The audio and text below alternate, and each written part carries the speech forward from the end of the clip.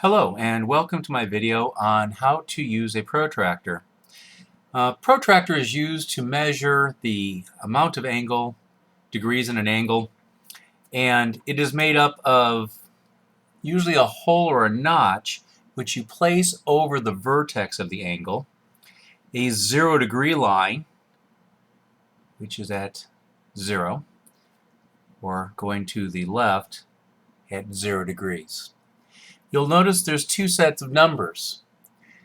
You use the number that represents your angle. So if I'm over here at 120, that will be if it's an obtuse angle, and 60 across from the 120 will be if it's acute. So knowing that, let's try to measure an angle. What I have here is an angle, which I can measure from this side, or I can measure from this side. Now, if the lines are too short to reach all the way over to where you're measuring, you can always extend the angles because rays go on forever. Just make sure that you're very much in line with the existing ray and extend it as far as you wish. Once you do that, then it'll be easier to read. So let's put this vertex inside this hole to view it. I've got the vertex right inside the hole. Now let's get this ray lined up where it's right on the 0 line. The more accurate I am, the more accurate my measurement will be. There. This ray is in line with the 0-degree line. The hole is over the vertex, and all I have to do is go up here and read where it goes. Now I have to choose, is it 110 degrees or is it 70 degrees? Well, this angle is obviously larger than 90, so it's not acute, it would be obtuse. So it has to be more than 90, so it must be the 110. So this is 110 degrees. Now if I want to be sure, I can measure from this ray. All I have to do is extend the other ray as most accurate I can. I want to do that one more time. Yep, there we go. I like that.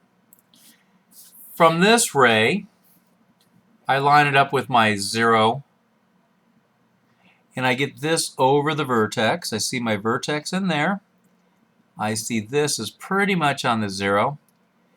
And this is going through the 70-110 mark. Again, it's obtuse, so I'm going to use the 110. This angle is very close to 110 degrees.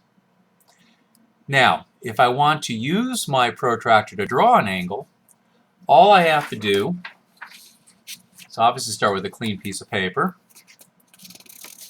and ask, how big do you want this angle? Let's say someone wants it at 27 degrees. Well, angles are made of two rays joined at a single point called the vertex. So I'm going to draw a ray. A ray goes to the right on this case. Could go to the left, doesn't really matter. I drew mine horizontal, it could be vertical. The idea is I have to make sure I have 27 degrees of separation. I put the vertex inside the hole. I line this ray up to 0. And then I find the 10 degrees away from the ray. The 20, that would be 25. And I want two more. So 20, 25, 26, 27. Now the 27 is just across from here.